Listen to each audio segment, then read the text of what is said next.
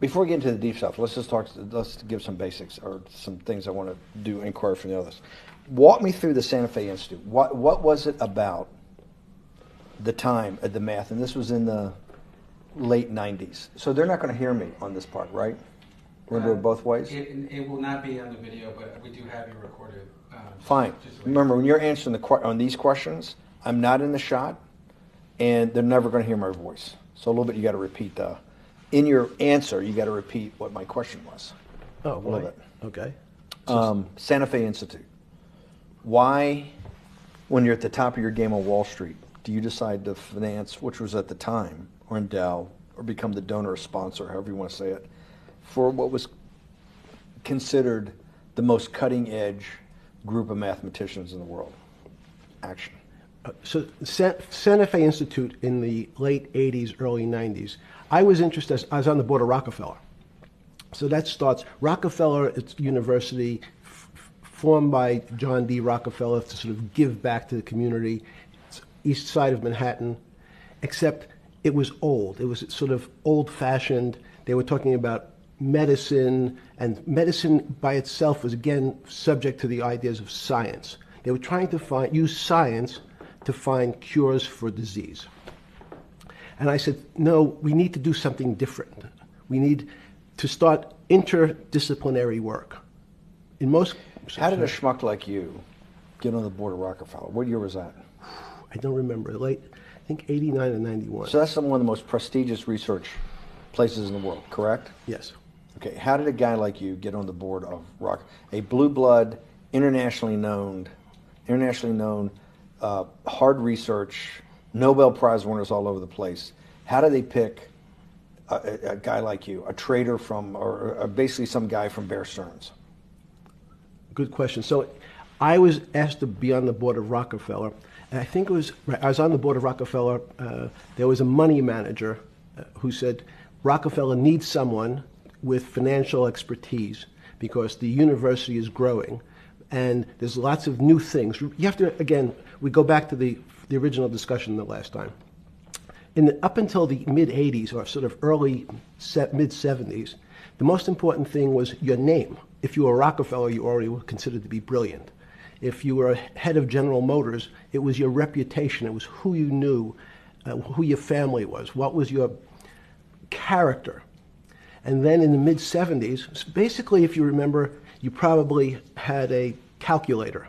It was very advanced in those days to have a Texas Instrument calculator, where it could, by putting in the numbers, it would multiply for you to do square roots. And that was the first, and everyone who had a calculator was already advanced on Wall Street. A simple almost like your accountant. The most important parts of business were really now going to calculations. So it's not only mathematics, but it's things that could be calculated. Reputation couldn't be calculated. I could give you, are you a 10 on a reputation scale, an 8? What does it mean to have a measurement of your reputation? We'll get to that later. But places like Rockefeller needed someone to say, look, we're entering a different world where numbers and the numbers of companies, portfolio management was going to be balanced. It was going to be statistical. Jeffrey, could you come on the board? Potentially sit on the finance committee, Nancy Kissinger and a bunch of other people. And David Rockefeller and I got along very well. He was an unbelievable human being.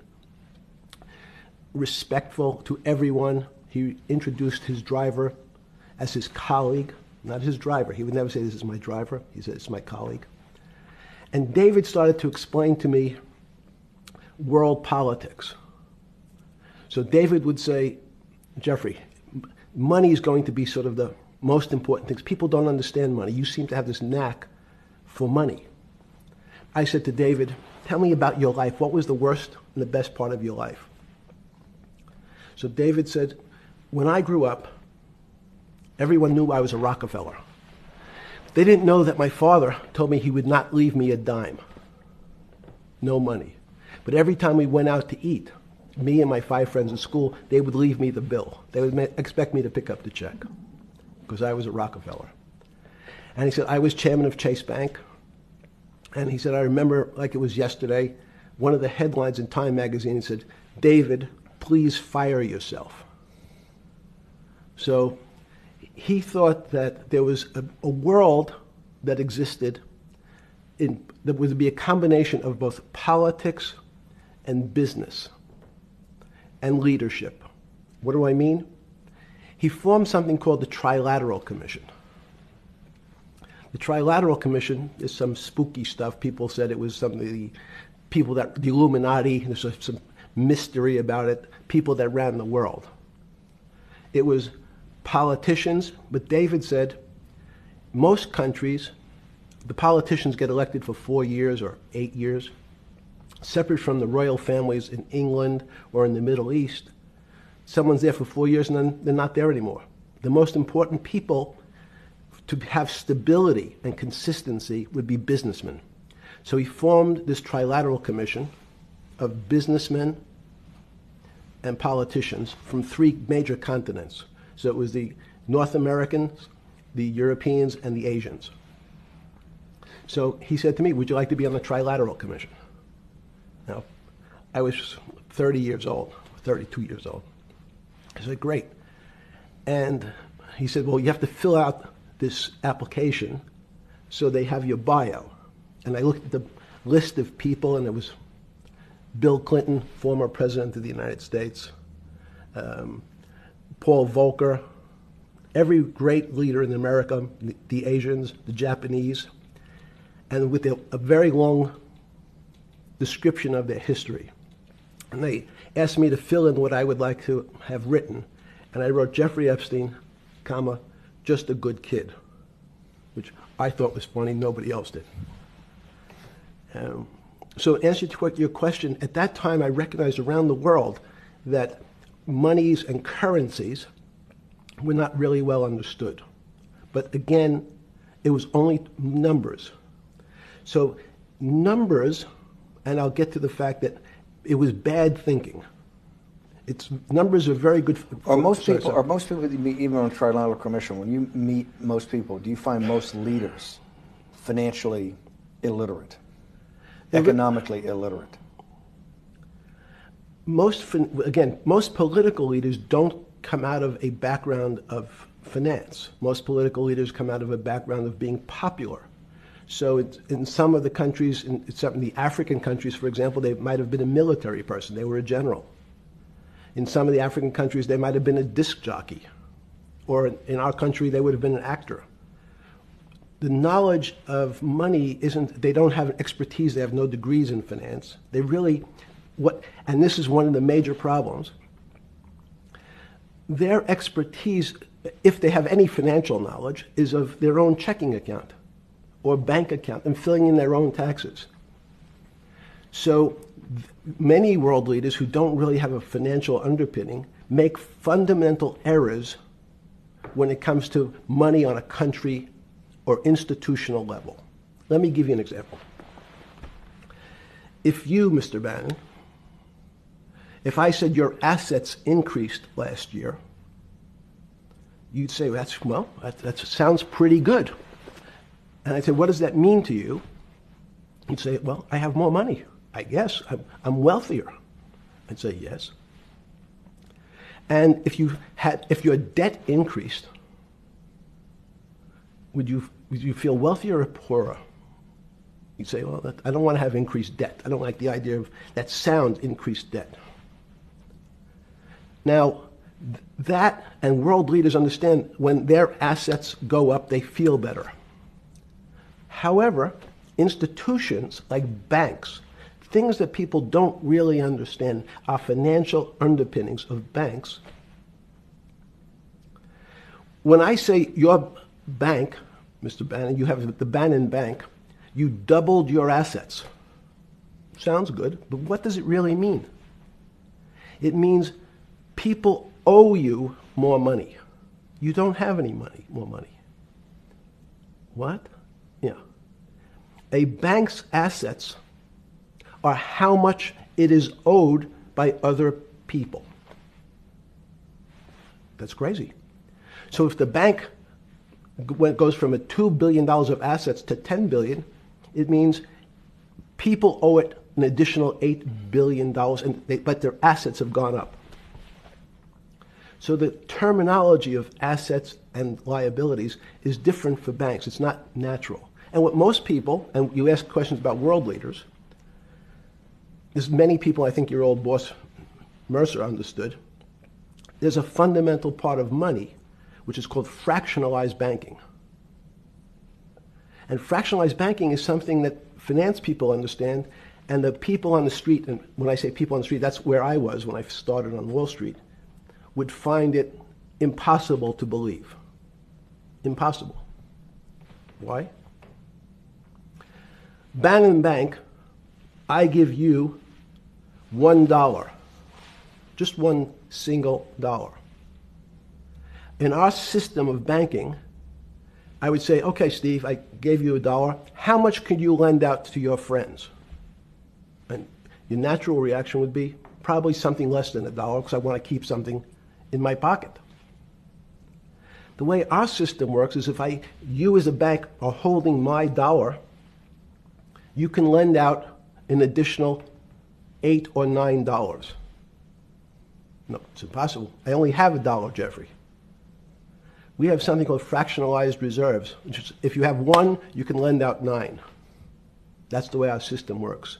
And so not only do world leaders not understand banking, but the man on the street, my father who worked in the park department, it would be beyond his imagination that people could lend out more money than they actually had in their pocket. Next question. But how did this, in understanding that, when you get on something like the Trilateral Commission, you're on the board at Rockefeller, which is the most advanced research. You get brought into the Trilateral, which is the elite of the elite. How, since you're only at that time 30-something years old. 8 years from teaching at Dalton, right? You're at Dalton. No, 10 years. 10 years teaching at Dalton. Yes. Walk us through. I mean, put us in the room. Walk me through exactly what it felt like. What it felt like being on the board at Rockefeller. You got these Nobel laureates, and you're sitting there making decisions, and you start to meet these people at Rockefeller. And you start to meet these people at the Trilateral Commission. What did it feel like? It's a great question. So what did it feel That's like? what I'm in the business of asking. Yeah. What did it feel like meeting some of these people like Kissinger or Rockefeller? And those are two extraordinary people.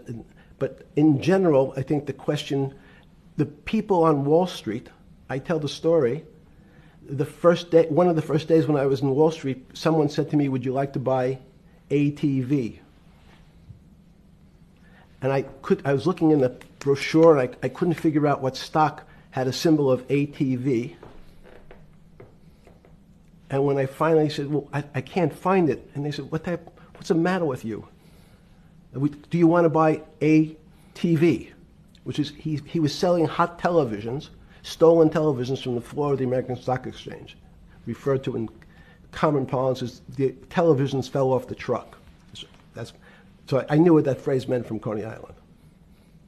But what I found was most people, be it in business, in normal life, or in the world leaders, don't really understand money. It is something they think about. They have a sense of what it is. They certainly want more of it. But they also make statements like, we want more money, but we don't want more debt, which just shows a misunderstanding of what money at its core really is. So most people don't, they want to make it, they want to save it, but to understand it intimately is not a normal characteristic. At the first Trilateral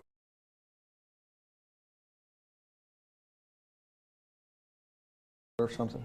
Yeah, good. Just give me an approximate. You joined the Trilateral Commission. I think it might be and we'll be able to show we'll pull down the chart of where your name was, but just give me roughly when it was. I think it could be 90. I don't remember. Okay. Let's say early 90s. Yes. When you got on the Trilateral Commission and had where was do you remember where the first meeting was? It was in Tokyo. In Tokyo. And at what hotel? I would like to say the Hilton, but it's probably not. And it's a 3-day, 4-day? Give me some 3-day event, and walk me through the whole thing. Speeches. It starts with a dinner. Just walk me through it. It was boring. You couldn't possibly think it was boring. It's It bullshit. was boring. You had to be stars in your eyes. No. Did you fly over privately? Yes, but it wasn't my plane. So it didn't count? No. You fly over. Yes. And it was who were the first? Like when you first met those leaders, you had to be wowed. No. You're 10 years out of Coney Island. No, I'm not wowed by people of position. I'm wowed by people of great ideas. And I don't care if it's the bus driver. I don't care if it's the student I had who has teeth coming out in Well, every these direction. guys have to have great ideas. They're the leaders of the three great continents of the world: North America, Europe, and Japan. No, many of these world leaders become world leaders because they're popular and they were able to get votes or they were able to convince people to vote for them. I learned later. Many of them were just good at what they did in terms of politics. Remember, world leaders are politicians in general. They're not scientists, they're not intellectuals, they're not great thinkers, they're great politicians. At the first Trilateral Commission meeting that you remember in Tokyo, sometime in the early 90s, do you remember what were the big issues of the day that they were talking about, and what did you think about it? Yeah, in fact, it was funny because they were talking about inflation, and they were worried that what would happen, how do you control inflation? And as a mathematician, I didn't understand the concept. I don't understand the concept today. How's that possible? Well, when you talk about most things to do with money, money is meant to be local. It's US dollars. Then I understand what it means. If inflation, it means my dollar today inflates and it doesn't buy as much as it did a couple of years ago. The prices go up. It seems that everything is great, but in fact my dollar is shrinking in value. If you, and you're the financial genius here. I'm just a lowly M&A guy. Sure. If you let me finish the thought. Go ahead. So if you're in America, you can feel inflation. Your salary's gone up, but you can't buy the same car. In fact, it starts to feel weird because the value. This is why I wanted to ask the question. This is my point. Sure. The people who live and breathe this, the central banks, have been haunted by the specter of inflation since the late 70s. Yes. First off, tell our audience, how did that happen? The two great financial events in the 20th century, I'm not going to get to the 21st, were the great inflation in Europe after World War I, the Great Depression, the hyperinflation in Germany that led to the rise of Hitler, and then this inflation in the mid-70s. Before you go to explain inflation, why is this specter of inflation always the central thing in central bankers' minds? Because it goes back to the first concept I said, the weird concept of fractionalized reserves. The system is not well understood. And most systems, in fact, are not well understood. We don't know how our digestive system. Stop. This is impossible. This is impossible. The world banking system, the world currency system, the world monetary system has to be so well understood by the Greenspans of the world and the Bernankes of the world and you, right? The currency traders, the guys making billion-dollar bets every day. The legendary guy on Wall Street in the late 90s, Salomon Brothers. Lou Ranieri? No, the guy that wrote the money. Michael Lewis? Lars Poker? Yeah, Lars Poker. Who's that about? That great trader. Lou Ranieri. No, it wasn't Lou, the guy that ran the desk. Yeah. That eventually ran the hedge fund that went long-term capital. Yes, I don't remember. Who's the guy? I want to say, I don't remember. Yeah. I'm sorry. Lou Ranieri is big, but those guys have to understand the system perfectly. No, they don't understand the system. They understand the local part of the system. So, for example, why is not only inflation, most bankers are terrified if the public understood that the bank really doesn't have their money at any one time. It's one of the things during the Depression, there were runs on the bank. The reason the banks don't keep much money in the actual bank is they assume that not everyone's going to want their money on the same day. So it's not really the fear of inflation. The fear is a run on the bank. Everybody wants to take out something that doesn't really exist. Inflation is tied to interest rates. It's a more complicated example. But when your money doesn't buy the same amount of product this year than it did last year, if it buys less and less, like it happened, you used the term hyperinflation. There's certain countries that are not managed well, like in Africa at the current, A $100 billion bill, $100 billion bill in Zimbabwe is worth 1 American cent. That's the perfect example of hyperinflation. It goes up, it doubles every day. So people are afraid that their value and the system starts to break down. But so if I said to you, does your doctor understand your body system? You'd say, well, I hope so, because I want him to keep me healthy. But you could have a kidney infection, you could have a heart attack, you could have a broken knee. There's lots of pieces of this system. And in fact, when you ask the question, very few doctors understand your entire body. There's a specialist for your knee, there's a specialist for your polynoidal cyst, there's a specialist for your head, and now we have specialists in different areas. So and I'm going to get to your first question about Santa Fe Institute. The world economy and your body are both comprised of little systems interacting with each other and making one big system. This is what's stunning for all the little guys out there, the populist movement, the little guys that haven't had a pay raise in 30 years. They think that these elites, have everything. The guys in the room making the decisions, the party of Davos guys. You're sitting there, you don't think many people today really understand the complexity and really all the moving pieces and how they interconnect to the world's financial system. No, not only don't they understand the complexity, and that goes back to Santa Fe Institute was an attempt of trying to see if there was a way to mathematize, formularize, or algorithmically understand what the term complexity means. That goes back to the original question. Complex systems are complex by definition. But there's not necessarily, it's not one level of complexity. We might say, well, our fingers are complex, the movements, the muscles of our hands, but it's not as complex as the blood system. Now I have a circulatory system. I have systems on top of systems, so that there's no one group of or person that really understands the way the body works. There's no one group that understands the way the financial systems work. You might understand U.S. bond market. Now, you've asked about the trade of long-term capital. That was a bond fund, very small part of this very complex system. So the goal of the Santa Fe Institute was to see, is there a way to get in, somehow understand how complex systems interact? Fast forward, Steve, to today, where Google and these other engine companies, the other tech companies, are trying to build artificial intelligence. The strangest thing that they've found, one of the strangest things, is that the systems that they design, this artificial intelligence, which a lot of people have heard about, is they design a bunch of systems. They're called neural nets. Terms simply taken out of brain work, neurons in the brain. Nets because they actually look like a net. They put in some inputs. The computers work, spit out an answer. Sounds normal to you. It's because you're thinking about that calculator you had in 1976 on your desk. When you ask the person who designed the system, how did it come to that answer?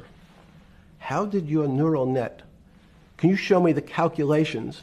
They say, no, we don't know. We don't know how the thing we designed actually came up with that answer. That's pretty strange. They take the same neural net now and they put it in front of a video game. No learning, nothing. They said to the computer, they say, sit in front of your video game and learn how to play. It seems the computer learns better than any human in history, faster than any human in history, beats any human in history, but when you ask the designer how did it do it, no one knows. It just did it. So that's the first little touch of things that we already have gotten to a place where we don't understand it, and we built it. On Sunday afternoon, September 14th, 2008, where were you? Sorry? It was the night they put Lehman Brothers in bankruptcy in London. I was in jail. Seriously. Yes. So the financial crisis of 2008 happened when you were in jail? Yes. Oh, this is going to be so amazing. This is going to be so amazing. I take it you didn't have your Wall Street Journal dropped off to you in the morning, your Financial Times. No. How did you hear about because I want I forgot about this, but yes. I'm trying to get, this is going to be amazing.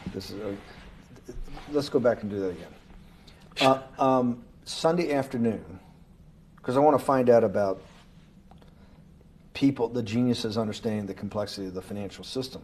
Because I think the best example we have is the financial crisis, the crash of 2008.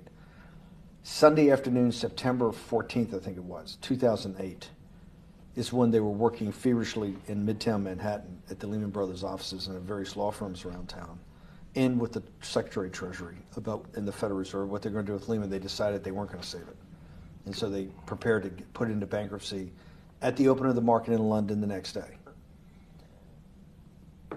How did you hear about what was going to happen to Lehman Brothers, and what did you immediately think when you heard that it was going to be put into bankruptcy? I'm glad you asked that question. I was in solitary confinement September 14th.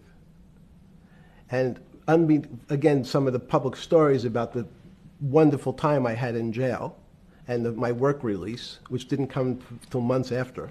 I'd been there since June in an 8x10 cell with a bed in the back, a 6-foot bed in the back, a chrome sink with a toilet attached to it, and a little piece of metal sticking out that was supposed to act as a table.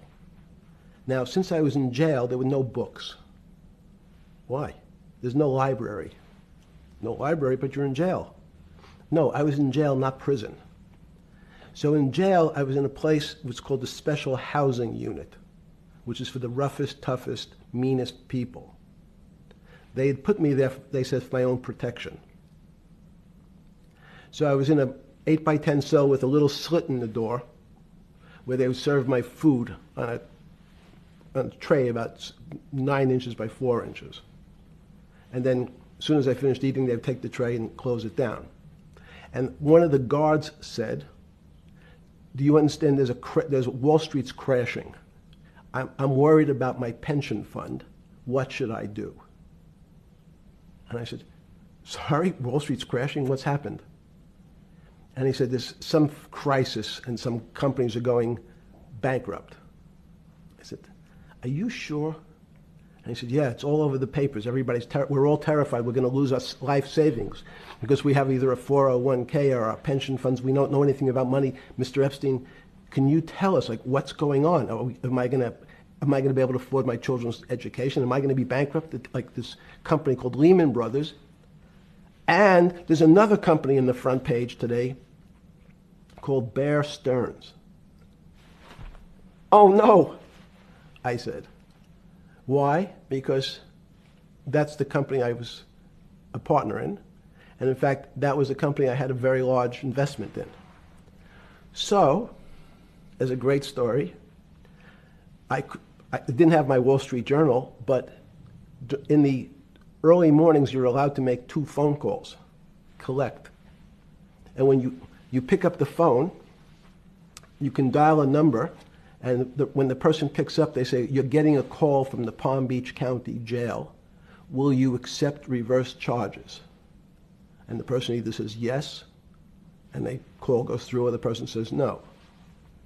The person I had called was Jimmy Kane, the president of Bear Stearns. And I said, tell me what's going on.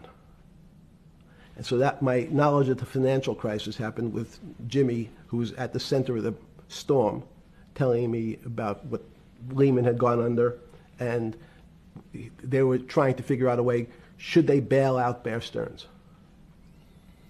Did it strike you at the time of the mess you had made of your life to be in a situation that you're one of the greatest financial minds in the world, looked at by world leaders and asked your thinking by the most prominent and important people in the world, and here you are in solitary confinement. You got to make a collect call to somebody. Did it strike you at the time how all the threads of your life had come together and put you in a position, or you had put yourself in that position? No. So it never struck you when you had to make one of your 50% of your collect calls that day, you call the president or the head of the CEO of Bear Stearns. The biggest financial event in your life is taking place, of which one, every important person in the world would be seeking your opinion. Number two would be a once-in-a-lifetime opportunity to apply your craft. Number three, it would be a once-in-a-lifetime opportunity to make money if you were smart, and obviously you're smart. You're telling me here, truthfully, that it never hit you at all of how you'd ended up in a place where you had to make a collect phone call from a jail cell that was 6x9 with a steel bed and your food being passed in through a slot. The question you want to ask is, who was the other call to? Okay. Who was the other call to? The other call was to my friend at J.P. Morgan, who was then, I didn't know it at the time, trying to buy Bear Stearns. So at one point, I had two phones. It was difficult because they're afraid people are going to hang themselves with the phone cord. So they don't actually come together and they're pretty short. So I was actually going between two phones talking to Bear Stearns and J.P. Morgan at the same time. So I found it amusing. And it never struck you about how to end up in a situation like this? No, that would be probably means I would be too self-aware. You can't possibly expect me to believe this. I know. I don't believe it. It's no. Even You're telling me that during that day, you never had a moment. You sat there and go, "What the fuck have I done with my life that I'm in a 6x9 jail cell when I should be on a trading desk or I should be in my $250 million, greatest townhouse in New York City, taking calls from the king of Saudi Arabia, the president of China, the head of Russia, the president of the United States, to save the world's population from a financial debacle." You honestly expect me to believe that never happened? You're suggesting I was somewhat depressed, and how could this happen to me? I'm not saying depressed. I'm saying a moment of awareness of how could I get myself into this situation. No, I would just say how strange that this happens. It's strange. I'm wearing a jumpsuit and flip-flops. What color was the jumpsuit? Brown. Brown. Brown jumpsuit. Yes. I notice I don't see you in a lot of brown. No. Brown jumpsuit and flip-flops. Flip-flops, yes. With no access to books, no access to newspapers, no access to anything. You had lived on information. Except my Almond Joy bars. I had extra Almond Joy bars. Did you eat Almond Joy bars and things like that because you're afraid of what the cooks did to your food? Yes. Is that because of that you were in for the crimes that you were in for? No, it was just in fact, I was. Is it because you're wealthy? Yes. How did you know that? Well, people would constantly come if I was passing by or have to go for my medical. People would either ask to borrow money or make some other types of comments about. In the beginning, what were the comments? At the beginning, what were the comments? It serves you fucking rich guys right that you're here next to me. There was nothing about your crimes. No. So all this rumor you hear all the time about people in prison that commit the type of crimes you commit, you're saying in your personal thing is not true. No. It was all because you were rich. Yes. And it was all because they wanted to borrow money. Or get advice. Yes. Wait, they get advice to go long. Yes. You're telling me is this time to buy? You're telling me in solitary confinement they're interested in going long. Yeah. They want to know what does that say about human nature? Well, what I think that people find, one of the reasons they wanted to keep me in solitary confinement was they're afraid that everybody would want to know which stocks to buy. But what happened was, after this crisis, now it's on the front page of every newspaper. I don't want to lose this day. Sorry. When you first heard that, was it Bear Stearns had been kicked into bankruptcy, 6 months before? No, this is the same time. This is part of the same deal. I thought no. Bear Stearns, they saved Bear Stearns and didn't save Lehman Brothers. That's right. it. They 6 let months Lehman- before they had bailed out Bear Stearns. But Bear Stearns was still a zombie, a shell of its former a self. former self. But they had, quote unquote, saved it. They admit, why did they make the decision in your mind? Why did Hank Paulson and Bernanke, what's this concept of moral hazard? Explain to the audience what moral hazard is, and why did they save Bear Stearns 6 months before, and why did the smartest guys in the room decide not to save Lehman Brothers? It's a good question. The real issue is I'd have to go back when you have these systems to the way your doctor responds to any type of emergency in your body. If they might decide to save your kidneys and let your gallbladder go because the gallbladder is less important to your overall system. If at that time, even it's not that long ago, the boogeyman was when said, well, what really happened? Jeffrey, what really happened? What is this financial crisis? And, some of the progressives and the right wing blame it on the banks. It was the banks' fault. And it's the fault of this very esoteric, unknown concept of derivatives. It was really the derivatives that caused this financial crisis because the derivatives got somehow out of control and in the Mickey Mouse. And that was the way you started your road to a billionaire went right through derivatives. Yes. But derivatives were not the cause. Derivatives were not the cause at all. It's like saying your hair was the cause of your heart attack because it was on top of your head. So what was the cause? There isn't, let me say, there's no one specific cause. These are system collapses. So many times when they have to make your death certificate, when you say, well, what did he die from? They'll say heart failure. But if you say, what was the cause of his heart failure? Well, he had low blood pressure, his sugar was high, he was diabetic, he had all these other problems. But they say, no, we need a word on your death certificate. Did he die from brain damage? Did he die from heart failure? That's the financial crisis. Many people said, well, what caused it? They wrote, like on its death certificate, derivatives. But derivatives are not a fundamental cause of anything. Was it Sunday or Monday? I take it was Monday morning when you made your two collect calls and you were talking to Bear Stearns on one hand and Morgan Stanley on the other. J.P. Morgan. J.P. Morgan. Did you? That was Monday morning. Did you, Jeffrey? Being one of the financial geniuses in the world, did you understand what Lehman Brothers going into bankruptcy, the domino effect, that by Thursday the financial system would be under such extremis that if it didn't have $1 trillion cash infusion in the United States, it might collapse? Did you know that at the time? Did you view that at the time? Yes. You did? Yeah. Why? Again, I don't want to bore you or the audience with the idea of it's a medical procedure, but you had system failures.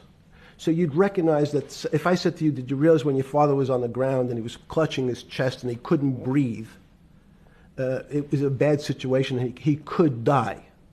That's how I saw it. Did you immediately think about the commercial paper market? I mean, the mechanical triggers that actually you had to blow through these circuit boards. Did you know the circuits? Did you understand the circuits? Or did you have a concept of the circuits that were going to get blown through? Yes, but only because of an analogy to a body. And in fact, from my telephones against the wall with my little metal wires, because the next day I talked to another person in Washington about the issues of what I thought was happening, and I made the same discussion about the... They were at the Treasury Department? Yes. So in a 6x9 cell in... The phones were outside the cell. In Palm Beach County, California? West Palm Beach, Florida. West Palm Beach, Florida. That's what you juice diet. West Palm Beach, Florida. West Palm Beach, Florida. West Palm Beach, Florida. You're making a call to Washington, D.C. to talk to some deputy secretary of Treasury. Someone in Treasury. Right. Someone in Treasury. Right. And that does not, the night before you go to bed, it doesn't dawn on you at all. You never have a moment of self-reflection that, how did I end up on this metal cot when I should be at the center of things? No, I had a telephone. So I said, I can talk to, it makes no difference where I am. In fact, I'm still talking to the same person if I was at my home in Palm Beach. But I'm the here in difference your jail. home in Palm Beach. I can dial my That's a own phone. That's bullshit. No, but you can also make 1,000 phone calls. Here you got to make one, and he's got to take. Think the how much seconds. better that was. I had to decide who was the right person to call. That was unusual for me because I would have called 20 people. And before. what was the advice you gave him? I said, you have a sick patient, and it's very much like a sick patient in the emergency room. You can't think about it like your car. People in normal walks of life think about money and things as a machine. And unfortunately, so if your car breaks, cars are always easy to fix. My jets, my cars, if it breaks, I know it can be fixed because it simply follows the same pattern. If this part breaks, you replace the part and the thing works again. People and the financial system are not machines. They can't be fixed the same way. You can't simply take out put some more juice into the commercial paper market, and that's like replacing the carburetor on the car. It's much more, I have a patient who can't breathe, has a stomach problem, can't see, looks bleeding at the same time. What do I do first? I have to think about it as a system. Where's the most logical place? What's the most dangerous place? If your heart stopped, we have to start your heart again. In the equivalent to the money market, why do I have to start your heart again? I need to get your blood flowing. If your blood stops, you're dead. If liquidity, which is the equivalent of blood in the financial system, dries up. Once liquidity is basically cash, putting cash into the Forget system. about what it is. Okay. Liquidity is liquidity. It allows the system, it's the blood of the system. You need to pump blood hard into the body of the economy to keep it flowing. And if you, especially when you're worried about someone dying, you're not going to be worried about the niceties of, well, you got the shirt dirty and there was some damage. Pump in that blood, keep that heart When you pumping talked to the person in Treasury on Tuesday, the 16th, did you get a feeling as you were sitting in your 6x9 jail cell in West Palm Beach, Florida, that they were on top of things? No, you can't. It's impossible to be on top of things. There's no such thing. It's, again, the doctor watching the patient die. You hopefully have some confidence that he's seen it before. He recognizes that there are some steps he has to take first before he bandages the guy's finger or worries about what shoes he has on. So you hope that the people in charge, your doctors who are working on the emergency patient, have enough experience and, frankly, judgment to try to keep the patient alive. Did you think that they had those things, patience and judgment? They had pretty good judgment, and you needed a lot of luck, just like in the dead patient. You need to, hopefully you put that blood in and it's not too late. And you make some mistakes, but you have to know you're going to have to give it a shock. In the run-up to the September crash of 2008, Yeah. I guess you weren't occupied with finance. That whole summer, how long had you been in jail? Went to jail June 30th. So the entire summer. Yes. Before you went into jail, you were still very active in the financial markets. Yes. When I say active, you trade currencies every day, you trade stocks every day. When people, I don't do any. someone like you, or you give advice to people to trade stocks or trade currencies. I don't trade every day. I think that's, like Woody Allen said, you can't beat the bank. So I try to pick my spots. George Soros picked his spot when the pound collapsed. This would have been a great money-making opportunity that passed me by when I was in jail, but that's not how I think. In the run-up to that, in the spring of 2008, that's when Bear Stearns got in problems, I think, in the spring of 2008, and they decided to bail it out. Did the Bear Stearns guys talk to you for advice at that time, in the big crisis in Bear Stearns? No, but see, again, unbeknownst to most people, and it's easy to blame people for the financial crisis, like you'd blame someone for giving your father the drink before he had his heart attack. But what really happened, the real enemy of the finance system was Bill Clinton. And if you ask me what and who caused the financial crisis, I would tell you it was Bill Clinton. Because of what Bob Rubin and he did to deregulate the financial system? No.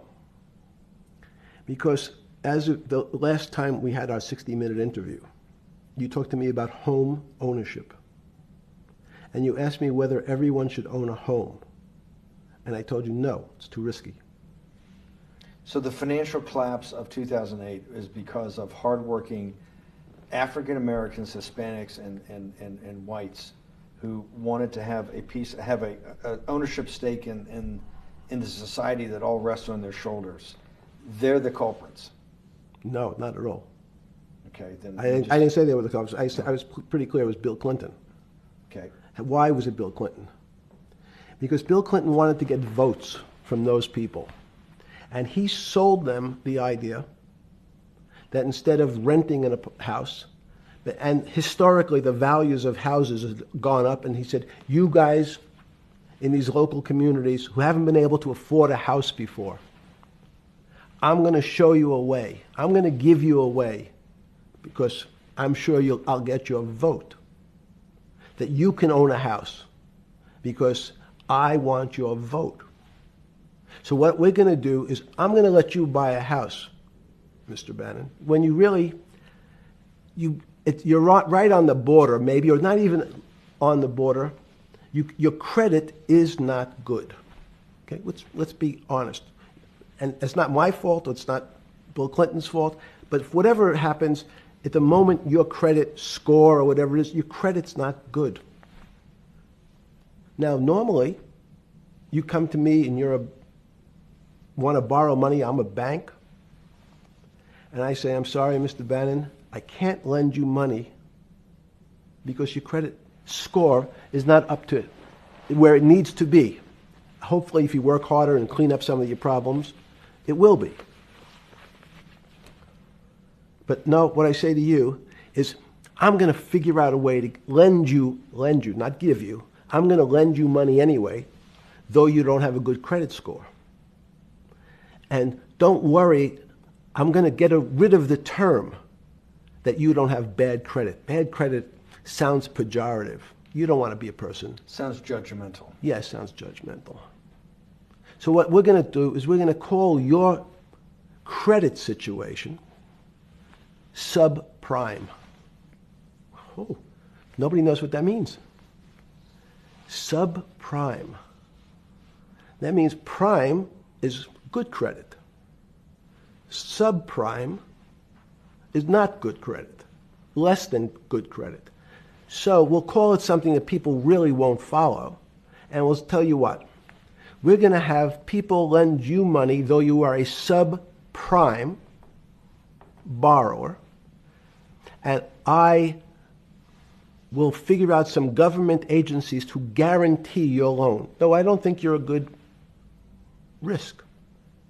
So the banks say, no, we don't want, initially, the banks said, sorry, this is too risky, Mr. President, for us. We're in the business of managing risk. It's not our money. It's the hard-working people's money sitting in our bank. We can't lend to people whose credit is not prime. You're asking us to lend to people who are subprime. And he says, here's the key, if you don't, Mr. Bannon, I'm going to make sure the Justice Department charges you with discriminatory lending because you refuse to lend to my subprimers. In business terms, you should never lend to. But what we'll do is I'm going to form an agency called Fannie Mae and Ginnie Mae, just another agency names. They'll guarantee your loan. So don't worry.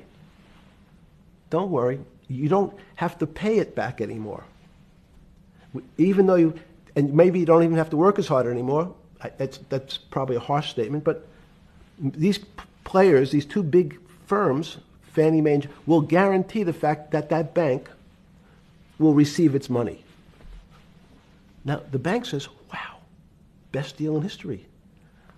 I refused to lend to Mr. Bannon, but now he has the big brother, his Uncle Sam.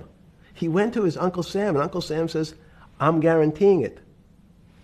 The bank says, I want everybody. Give me as many people as you can give me. Because Uncle Sam is the best credit in the world. Not only it's the United States government. We'll take it all. We'll take as much subprime as we can handle. Because it's the best investment for the moment. It's a strange investment because it has politics that has inserted its way into the numbers. Politics doesn't belong in the markets, but now we're going to have, I want the votes, we'll make guarantees that you who can't get a house normally will be able to get a house from the bank.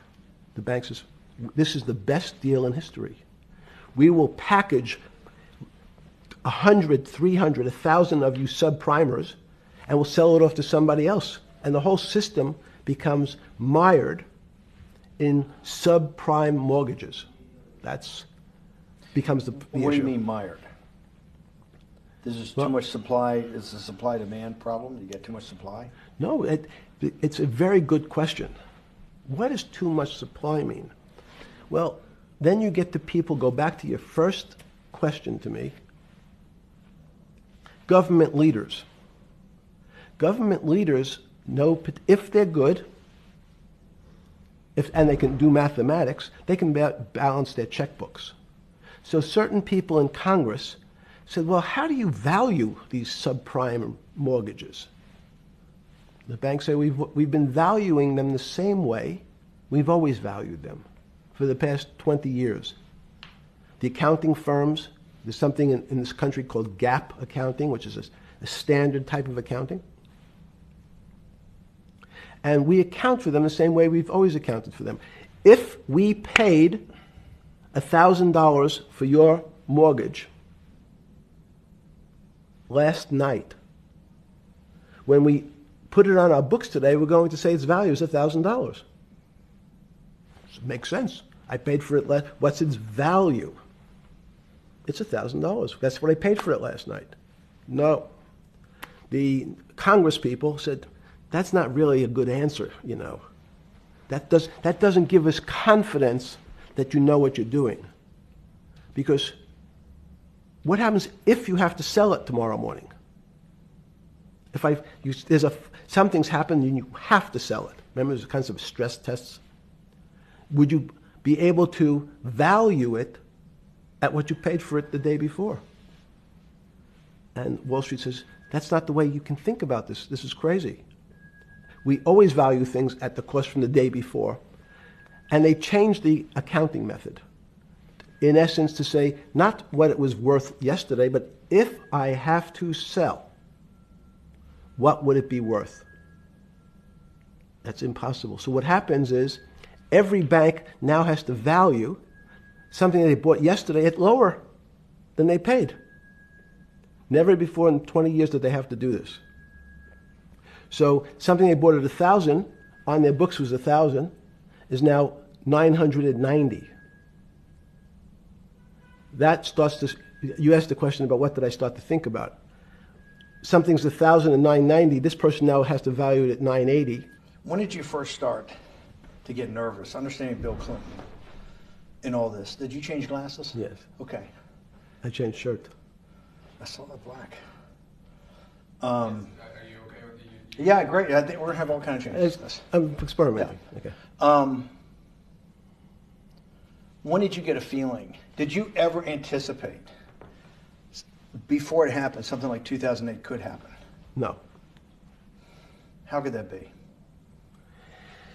Because it's the word I can beat it to death, is that it's very much like would I anticipate I'll have a heart attack tomorrow? Unlikely. Was 2008 a heart attack or a stroke? Debilitating. It's a better. It was both. But why was it both? Because in fact, as I said, the blood was getting dried up in the system, and the head, which is sort of the central bank, wasn't working. So to some extent, it was a combination. It was a crisis. Did you see that building up over time? It's always been lurking in the background. I mean, if you have an older parent, would you say it's possible? Did you anticipate him having a heart attack today? No, you hope things are going to go better and maybe they'll fix it up. The system was getting too complex, and it wasn't based on derivatives, because what people keep forgetting, and as I was just explaining, Wall Street in many professions, including Wall Street makes it sound complicated.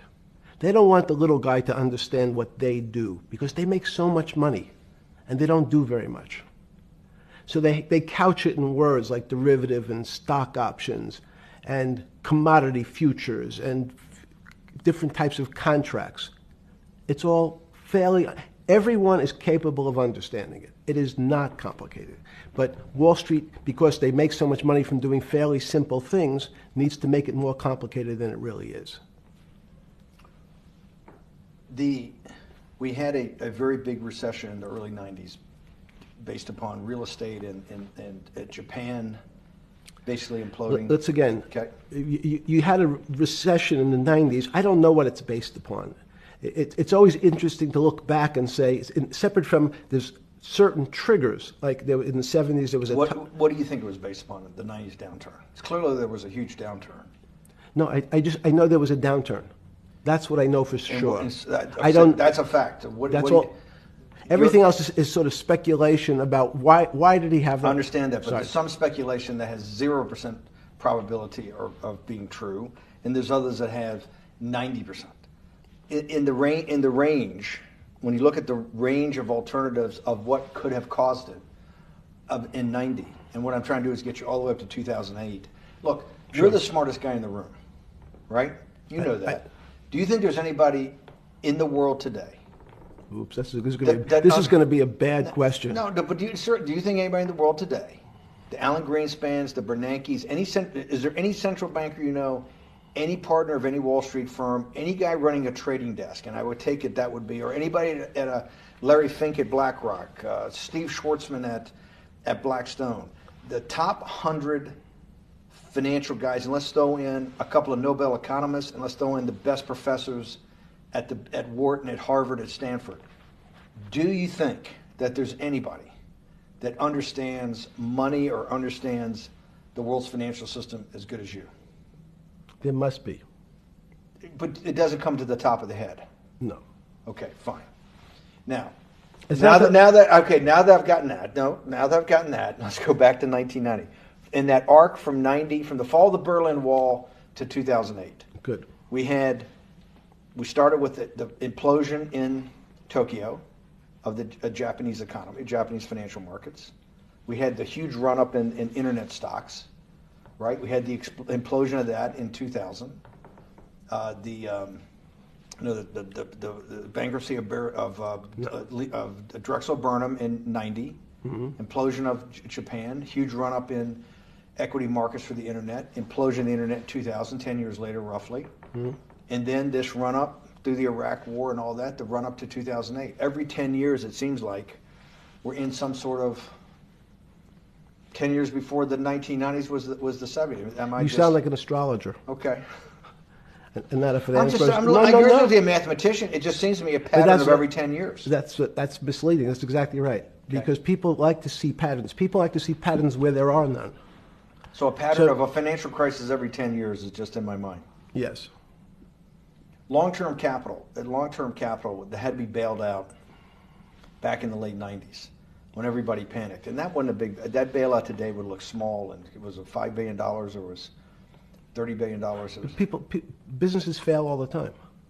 But long-term capital, the Federal Reserve stepped in. But I'm saying people go bad.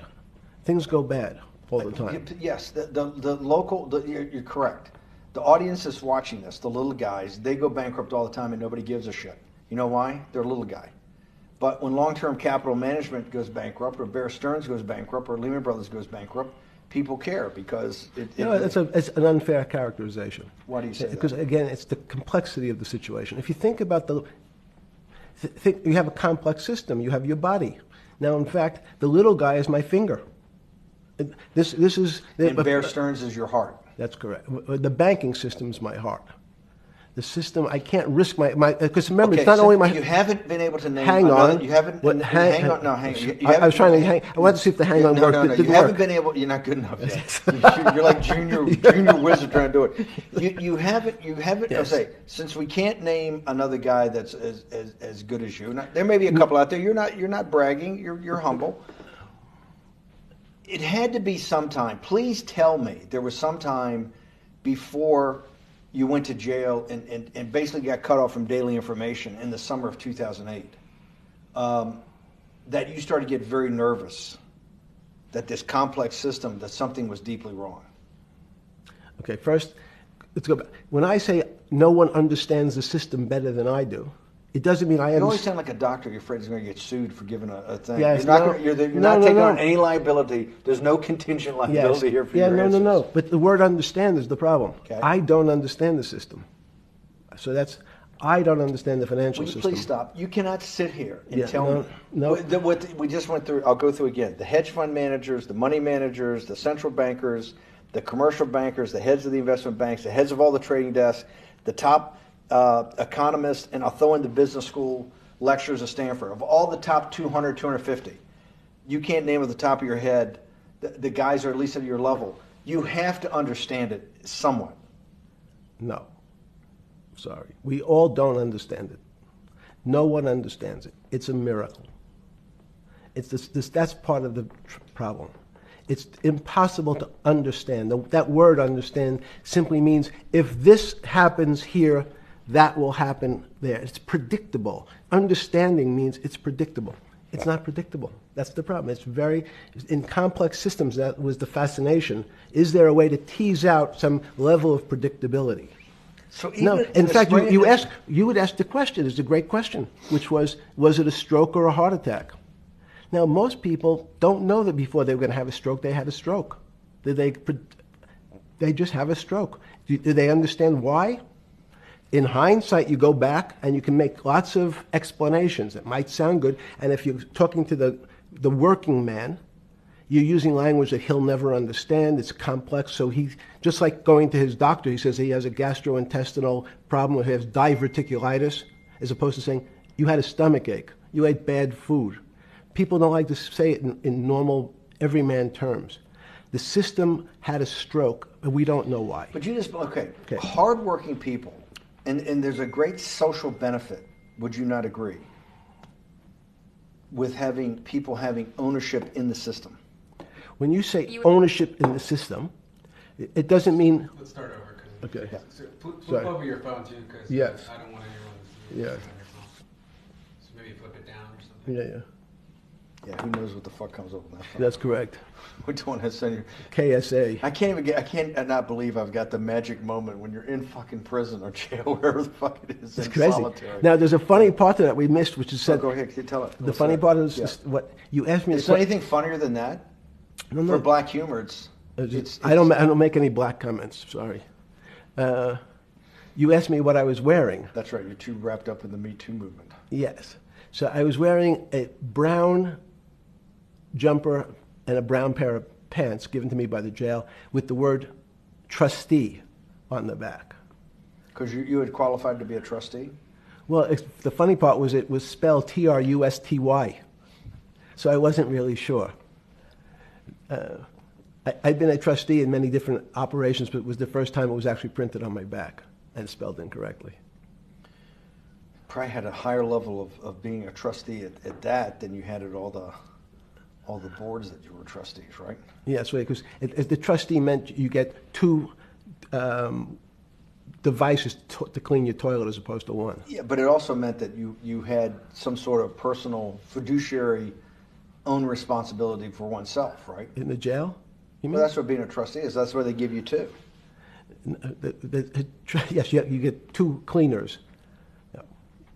I was a trustee in the jail because I was able to teach some of the kids to help them get their GED. So that's how they gave me a trustee job. There's no time. I got to go back to this because I'm like a dog with a bone in this thing. Yes. You can't. There's something deeply fucked up with you. At least something. Well, we know there are things deeply fucked up with this. You will get through in this film, Right. but you cannot possibly sit there knowing that you came from nowhere, knowing that you went to the very top of what is considered outside of science and maybe physics, the thing people most admire because it's like alchemy, understanding high finance. To sit there in what will be the defining financial crisis of our time, like Black Friday and or Black Yes. Monday, whatever it was, in the Great Depression, and be there at that exact moment, triggered in part by a firm that you used to be a partner in and knew intimately well, and it created much of your initial net worth because of, and know that you couldn't, someone who lives on a phone, right? Yes. Because you do live on a phone, right? Correct. You had to make just 2 collect calls. You cannot tell me sometime during that day you did not have that conversation with yourself of how the fuck did I do this to myself to put myself in West Palm Beach in a 6x9 cell with a metal fucking bed with a brown shirt that said trustee spelled wrong. So did I find it amazing that I was there? That's a Not better- amazing, and I don't want to say it's not Nope. funny. Oh, I thought I wasn't funny. Right. But Not I- amazing. no, it was incredible. Incredible in what way? This- Incredible, like how do I do this to myself? No. It's as incredible as me sitting here in this house. They are both just 2 sides of the coin. That's how I think about it. That my life today is incredible. Do you consider yourself a stoic? No. I consider myself a hermit. Stoics are not very happy. Being a hermit then, being in that 6x9 cell, being in the cell, qua the cell was not the problem, right? Correct. What was the problem? Eating the almond joy bars. Because you couldn't eat the food. No, right. And but remember, my life is. Did that ever strike you that I can't eat the food because somebody might have done something to it? I gotta live off an almond joy bar, 1 a day or 2 a day or whatever. How many ever sneak in a day? No sneaking in. Your 1 almond joy bar, it did not hit you at some time? How the fuck did I do this? No.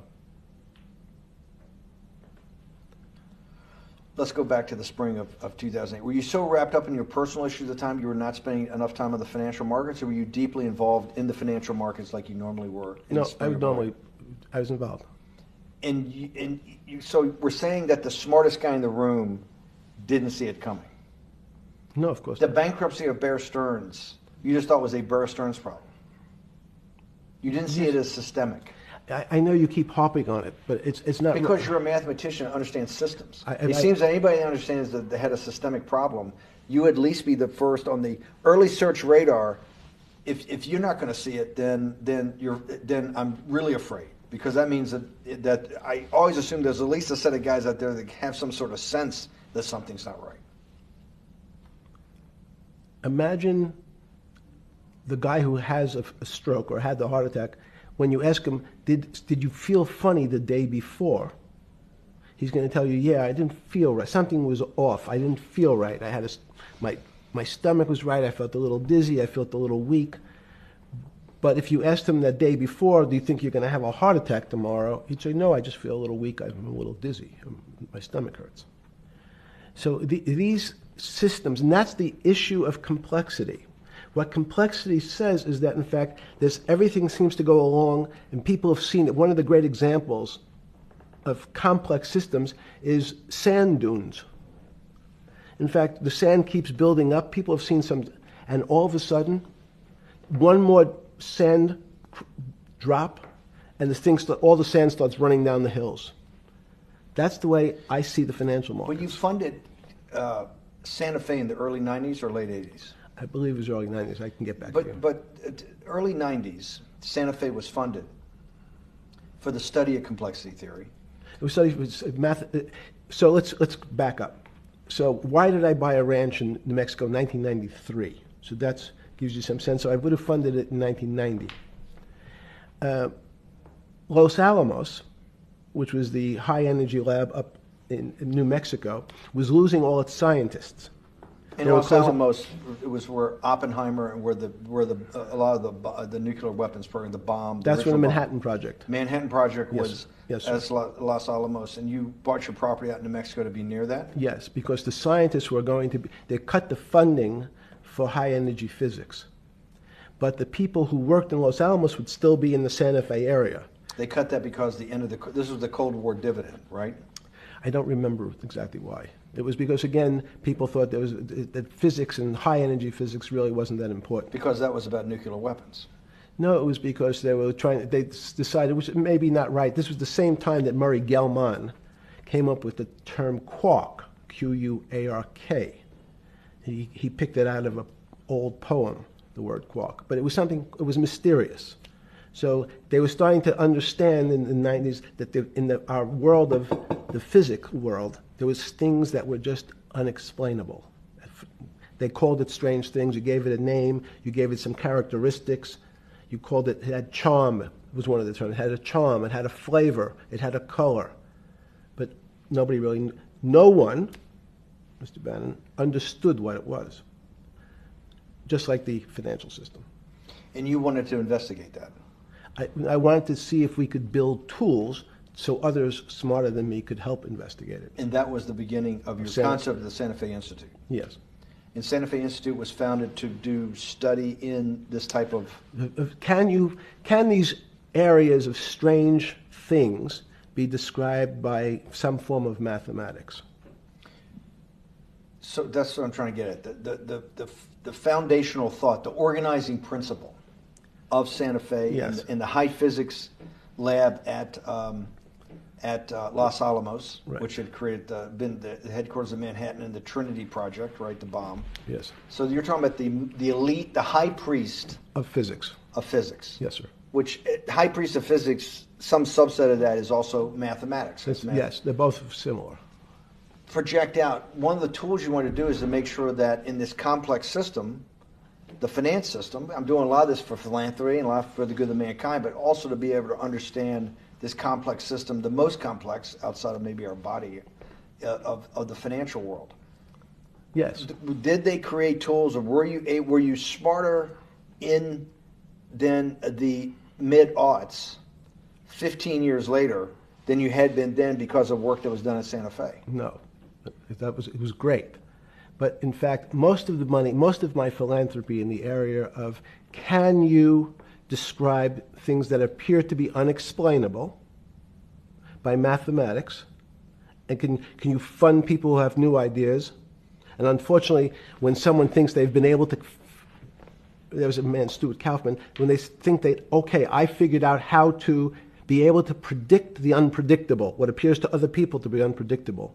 But my system, in those days it was called genetic algorithms, can predict what things will happen, and they all want to make money.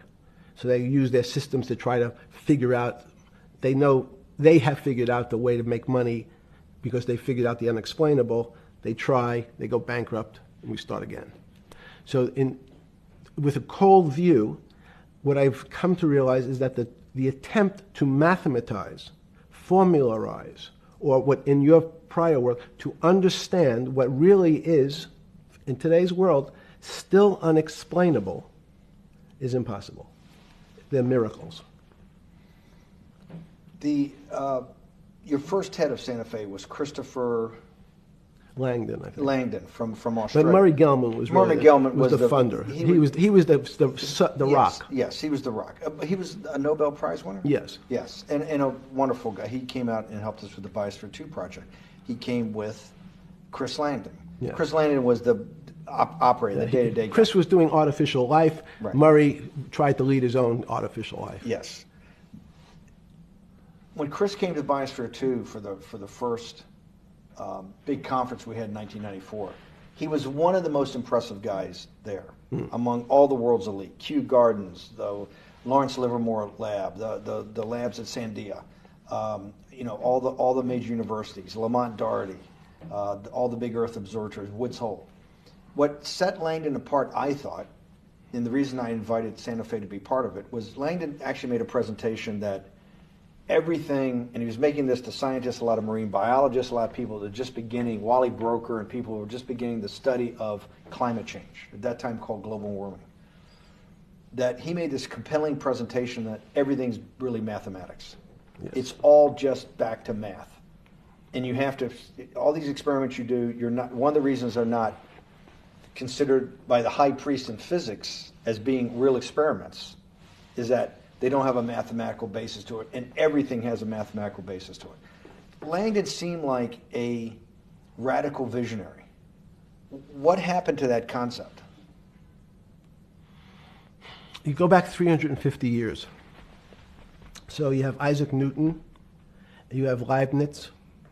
From move forward, you have people like Heisenberg and Gödel, and what every one of those mathematicians and philosophers came to understand is that there's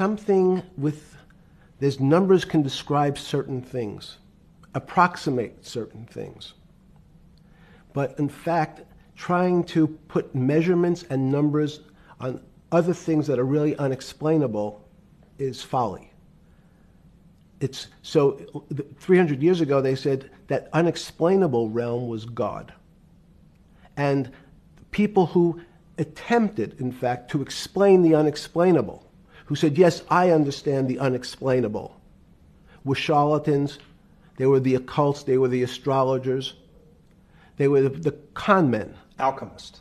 Yes. Well, no, alchemist was, in fact, they believed that there was a way to transmute one metal into another. In fact, they always wanted to see if they can create gold. There's no reason, if you think about it, they recognize that one metal is different than another metal because it has some additional pieces to it. It has additional neutrons or protons or electrons.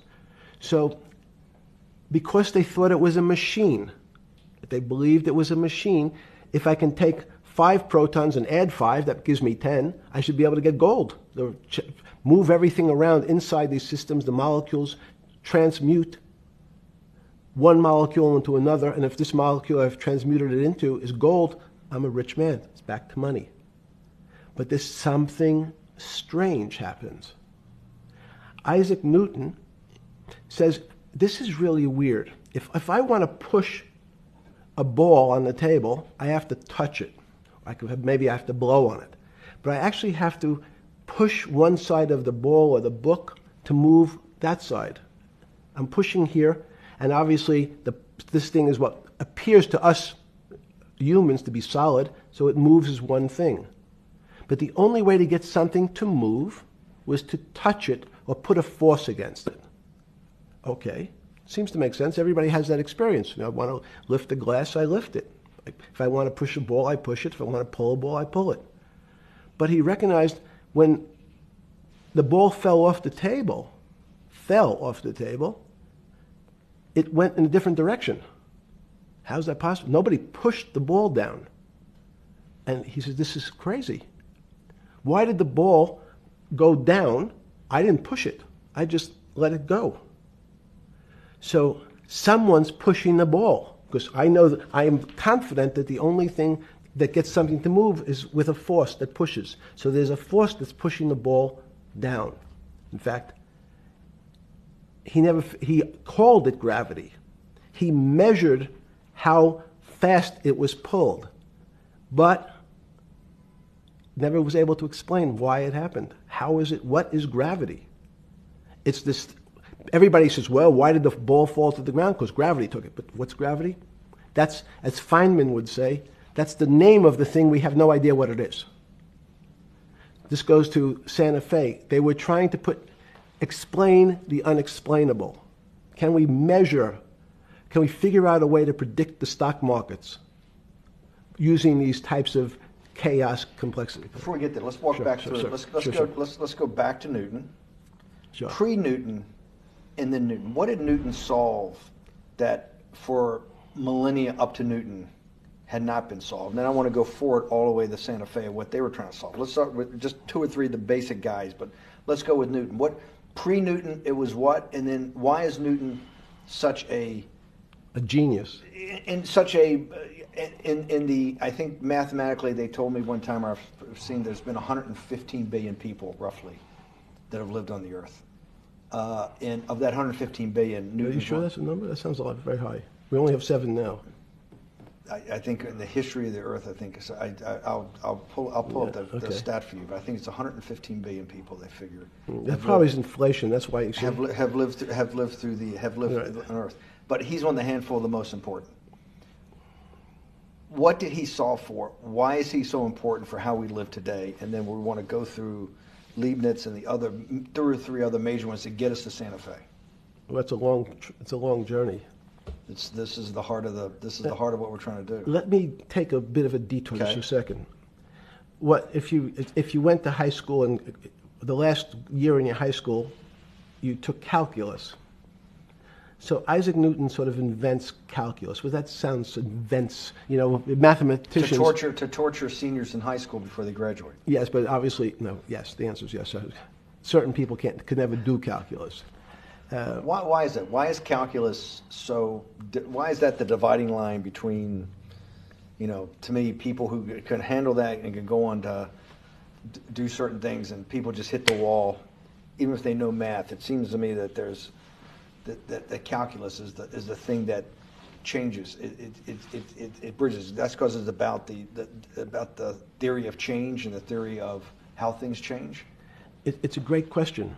But in fact, what calculus does is it's somewhat philosophical. That's why mathematics is Newton wasn't a mathematician, he was called a geometer. That's what they used to call themselves. They understood geometry and numbers. But there's an old conundrum where it says, during Pythagoras' days, Zeno's paradox it's called, where they said, well, if the wall is 2 feet away from me, and I take one step that's halfway to the wall, that'll be 1 foot away. And if I take another step that's half again, that'll be half a foot away, and then a quarter of a foot. I could walk forever but never touch the wall. Doesn't sound realistic, doesn't make any sense in our real lives of the physical. But what Newton understood is many problems were like that. Many things approached the wall, or in calculus, approached the limit, but never really reached it. So he said, it's okay, you don't have to reach it. We can do lots of the mathematics as if it was so close, it was almost there. And we could do lots of mathematics almost being at the limit. And this is really important, Steve, for today. Because most of the science up until today was things that are starting to approach the limit. You were taught in high school that if you had 1 divided by 0, if you remember your high school algebra, you were told, what's the answer to that? Is there an answer to 1 divided by 0? No, if you were in high school, I'd say, stay away from it. It's the boogeyman. You could write it down as it's undefined. It's not able to be determined. There's a bunch of things. But in fact, 1 divided by 0 is a strange things happen. It's a world of the strange. And what I'll explain to you after is that when you get 1 divided by 0, you get into a world we don't know what happens. The answer is it's not explainable. We can call it things like undetermined. We can have a convention to say it's X, Y, or Z. But in real life, we don't know what happens when you are actually at the limit. So Newton thought the same concept is that the limits were God. You got close to God, but you can never be God. He had this sort of religious interpretation. Okay, I want to go back to Newton. Why is Newton such a big dividing line in mankind's history? What is it about Newton? What is it about what he's trying to solve? What did they not know beforehand? And because we live to a degree in a Newtonian universe, although I realized later subparticle atomic physics, but at least for a while it was Newtonian. So what's the dividing line? Why is he so important? Why is he an inflection point in mankind's movement from the swamp to the stars? It's a great question. Stars was by Kepler. What Newton starts to allow us to do is to make accurate predictions. Remember that we've talked about that with money, about the things in our physical world, how cars, he didn't have cars then, how horse carriages moved, how bowling balls moved, how pool cues and pool table balls. Had people tried to solve that before Newton? Had Many, people many. tried it? Heraclitus or Plotinus, Pythagoras, had these greats that we hear about, had they tried to solve the same problem? Not the same problem. They tried to again, what Pythagoras did, he starts to figure out this relationships in triangles. For example, everyone knows the a squared plus b squared is equal to c squared. That Pythagorean theorem, which is basically says these shapes in a triangle, each side of the triangle has a fixed relationship with the other two sides. That's strange. He knew, again, but it was all numbers. This was a system of things in the physical world, and Pythagoras says we can start putting numbers on things that help you predict how they will behave. You can add two triangles and make a square, some different shapes. They were looking at geometric forms. Newton says, well, I want to know how planets move. I want to know how things around me move. Can we find formulas? Can I find formulas that explain what I see in the physical world, how physical things interact and how they describe one another? Again, the fact that two things, two solid masses, for some very strange, unknown reason, unknown today, attract one another, no matter what they are. People have seen the experiment. You hang something, two little metal balls from a string, they move towards each other. In fact, they move towards each other was very specific. So when you drop the ball to the floor of this room, Newton says, in fact, the room came up a bit to meet the ball. The room moved. It's imperceptible. You can't really perceive that motion, but they attracted each other with certain ratios. So he started to be able to measure things in the physical world. And that was great advances. It also, now you wanted to move very quickly. Unfortunately, most people, especially in the 20th century, 19th century, said, well, like Newton, let's measure everything. Let's measure people's behavior. Let's measure their psychology. Let's measure their health. You go to we could have my blood test. Let's measure everything. We measure Wall Street. Their voting habits. Measure, measure, measure. Can we put a number on how much I care for my wife? Can I put a number on how I feel? And we tried, unfortunately, we try to mathematize the finer things in life, and then recognize that there's things that unfortunately just fall outside. Schrodinger wrote a very famous book about what is life. He was trying to figure out a way, can he describe the difference formulaically between things that are alive and things that are dead? The answer is no. The things that are alive in my world are miracles.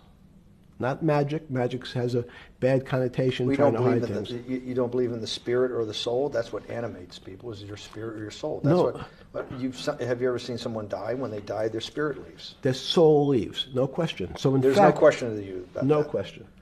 There's no question to you that there is some animating life force within us that leaves when you're dead.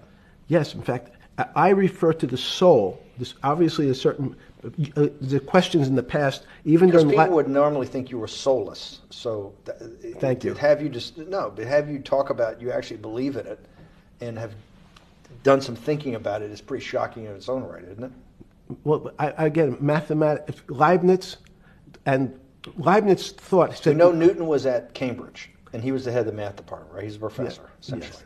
But Leibniz, was Leibniz a German professor? Yes, but what Leibniz said is the soul is so strange because God took chemicals, which is simply the material, like tables, and he somehow made this material able to have a thought. How strange is that? Not only does it have a soul, but some way it was put together that this material substance is able to think. So when you say to me, it's obvious to everyone that there's such a thing as a soul. Now, if you're part of the Charlatanville, you'll try to explain it to people. The soul I describe as the dark matter of the brain. Why is it dark matter? Because in high energy physics nowadays you hear terms of dark matter, dark energy. Again, terminology. It's a complicated term. Why is it dark matter? Because we can't see it. That's all. What do you mean you can't see it? Well, somehow we see something moving towards this area of darkness. Something, I can see this thing. This appears to me to be empty. It's just black. But I see it being drawn this way. So I say, well, I know if this were matter, that would follow that equation. If this was solid, it would explain the way this particle moves. But I can't see anything here. So I'll just call it dark matter. And I'll say, I don't know what it is, but it behaves as if there was something there. The soul is obvious to everyone that there's something different between things that are alive and things that are not alive. But we have no idea what it is. It's currently unexplainable. I believe we need an entirely different system of analysis to try to figure out. But Sorry. No, with Newton, with all his alchemical studies and things he worked on the spiritual side, Leibniz that just talked about the soul, Schroeder talked about what is life. If a modern scientist or someone that you funded at MIT or at Harvard or one of these things talked in those types of terms, they would be considered to be a wingnut today, wouldn't they? They would not be. They would not be on the path for tenure, right? Unless they were in the philosophy department. This is exactly my point. We're talking about three of the greatest mathematicians in mankind's history that have really changed mankind. Talking like this, what happened? How did we get to a situation where they could not be in the high physics? They could not be in the mathematics department or working in high energy physics. Good. It's an easy answer. Newton was a combination of mathematician or geometer then and philosopher, and as time went on, those disciplines seemed to move apart. We had philosophy. Some of the philosophers can't do math, and some of the mathematicians. And again, mathematicians often break into two categories: people that solve problems. Those are more like geometers in the old days, just problem solvers. And then there's thinkers, theoreticians. They're more like the old movement towards philosophy. But neither one of those two groups have been able to figure out why something is alive as opposed to something that's not alive. No one's been able to describe what the soul is, but we all know it exists. And I think what we need is science is a bad word. I think science only describes the things we already know about the physical world. In fact, there's an argument that the physical world that we see has been created out of our systems of mathematics.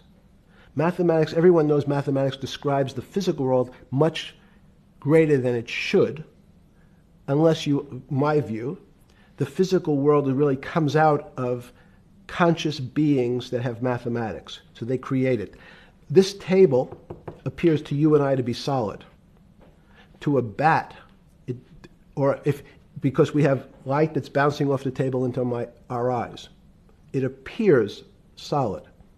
If instead of eyes that responded to wavelengths of visual light, our eyes responded to radio waves, the radio frequencies, it's not different, it's the same type of frequency as light, but different speeds, the table's invisible.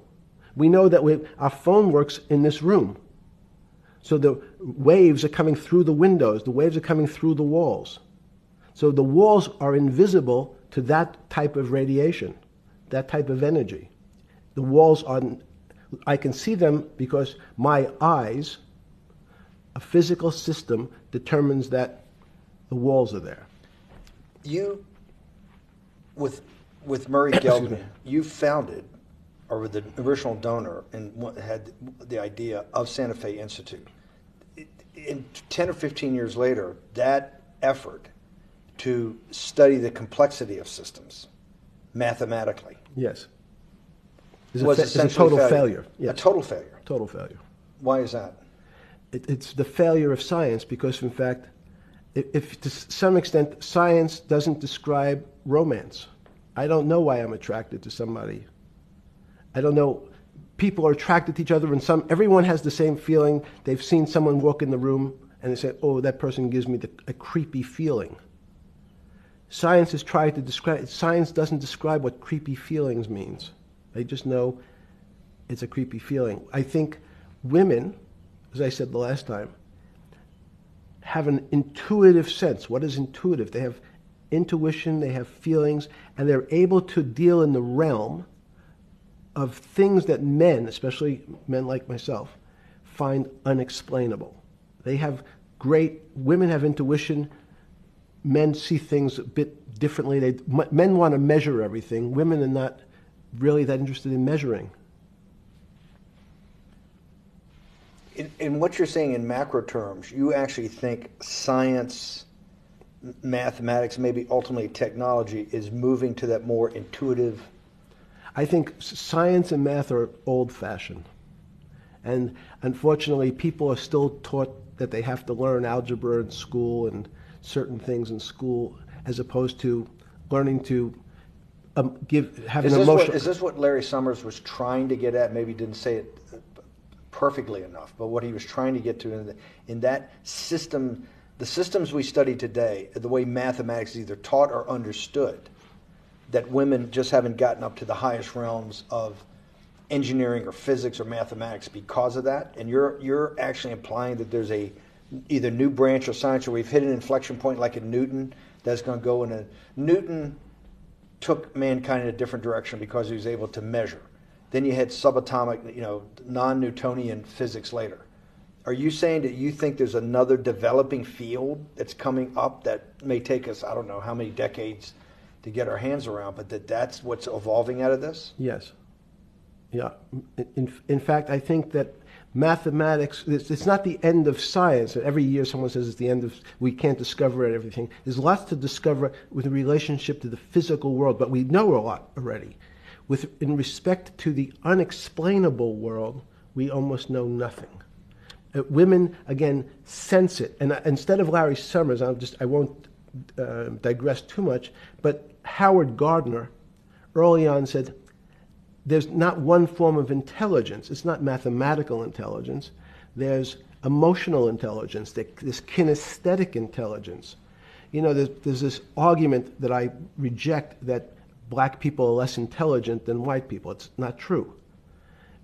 We know, for example, that if I was in the forest and I had to run from the lion or figure out a way not to be eaten, and my competition is a local African, I'm the one who's getting eaten because they have the intelligence to deal with their local environment.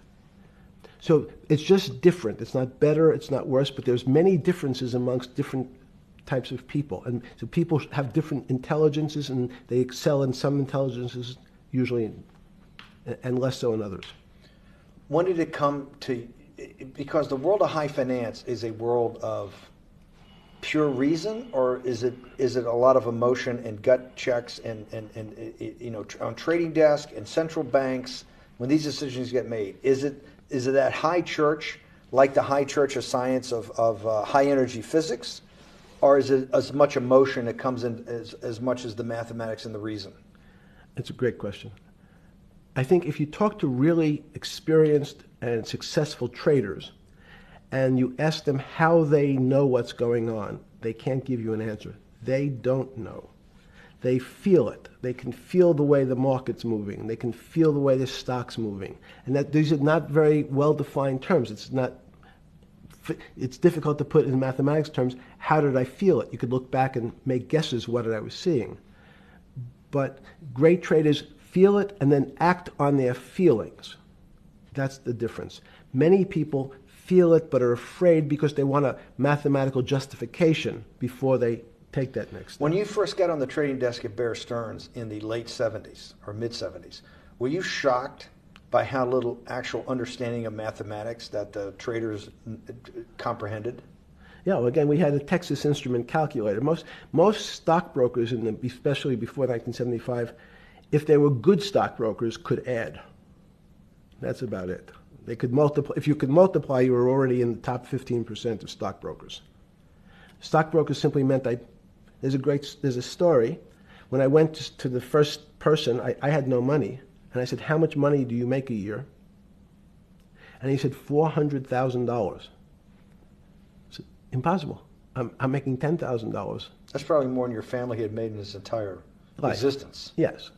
And he makes it in a year. I said, what do you do?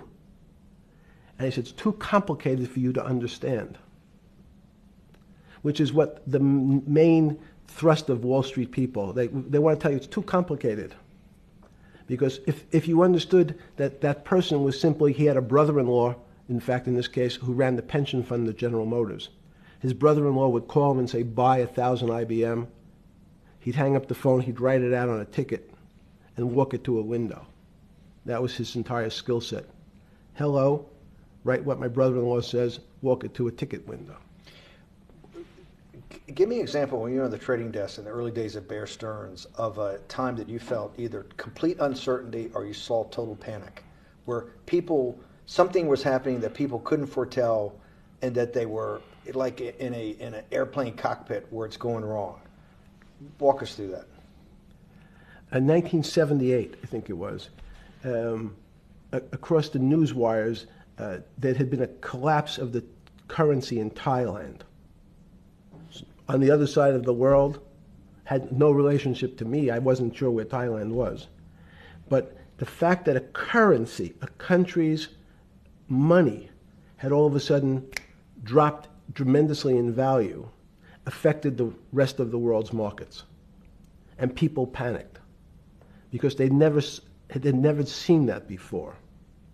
A very small part of a very complex system had a shock throughout the whole system. So prices on Park Avenue apartments, the bond markets, the stock markets, every started to gyrate. You know, there's an old mathematics expression that if a butterfly wings in Mexico make the wrong turn, it spins out, and eventually, by the time it gets to Canada, it turns into a tornado. So these are part of complex systems. So yeah, Wall Street in certain parts. Santa Fe Institute was supposed to actually come up with a formula for that, for the butterfly wings. Why in 15 years did you reach the end of at least that experiment? Every attempt to, that's why it's so exciting now, because I think certain people are starting to realize that there's so many things that are unexplainable that we have to think about them differently. Music is a great example.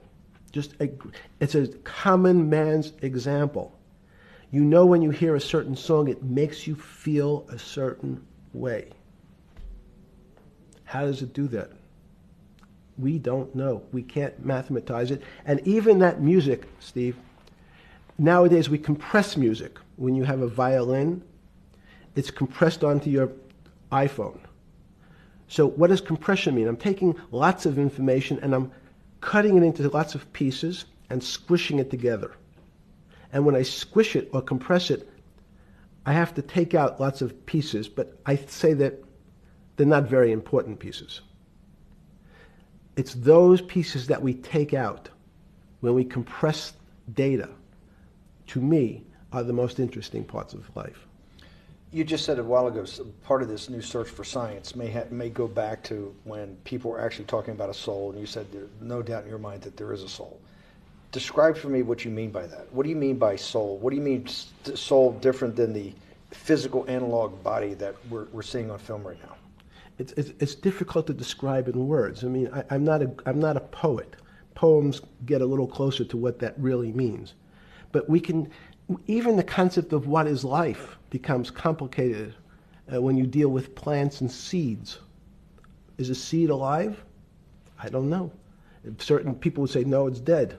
When you're a banana, one of my favorite examples is the banana that's sitting on the countertop in your kitchen today. Is it alive or dead? What do you think about human life? Tell me about human life. But your banana is alive. That banana is breathing. It's on your. You say that's impossible, Jeffrey. No, it's not. Is the banana conscious? All these are words. So everyone's trying to fit a very complicated concepts into a very small box called conscious or alive. These don't fit in that way. So if you put your banana in a bag and put another fruit in with it, the fruit ripens faster because the banana breathes with it. We don't understand most of those things. So you asked the big question. Sorry. You talk about the life. What about human life? What about it? Tell me what do you think? What do you think human life is? It's a miracle. It's a miracle. And when I say miracle, I can't explain it, and I make no attempt to explain it at the moment. We don't know how to think about it. And anyone, and again, another one of the Feynman quotes when he was talking about quantum physics. He said, anyone, Jeffrey, who says they understand quantum physics and quantum mechanics and quantum behavior, you know they're lying. Let's talk about it. That's post-Newtonian. Talk about what's the difference, who founded quantum mechanics, why is quantum mechanics taking Newtonian physics and taking it to the next level? It forms a much broader category. Let's go back to this desk. You use the thing of Newton using this desk. Why can't Newton's theory explain everything? Why did subatomic quantum mechanics or quantum physics have to come in to explain this? Well, so let's go right back to square one. Why is it called quantum physics? So quanta is a word that simply means packet, small amount. So it's quantized. So we recognized, when we recognized that this table appears, another very complicated word, solid to us, it's really made up of molecules or atoms. And atoms, we've given lots of names to what some of the behaviors. If you were in school, when you and I were in school in the 50s, the model was a little center thing in the middle, and an electron went around and around it. It was seen as a ball that went around and around it. And as we started to look at, say, well, let's see what this ball looks like. I want to be able to examine that little thing called an electron. We found that there was nothing there. There wasn't the thing. It was simply a cloud of energy that we can call an electron. So we already started to see mysterious things as we go into very super small quantities, quantum physics. So quantum physics started to go into the very small, and at very small distances, we see things that we can't explain. We just cannot explain. How am I doing on time? 4 minutes. Fine. And to summarize, no, sorry. Let's go back to human life. When do you think human life starts? It's not these. So you see, this is the question. You're asking me to measure something again. It's the disease. It can't be measured. You just hate making commitments. That's why I'm not married. I'm peeling this onion back a layer at a time. All your bullshit and happy target can't be measured like that. Is that to say measure it's a commitment. You don't even like a commitment when you answer a question. I don't. As know. they say in golf, commit to the shot.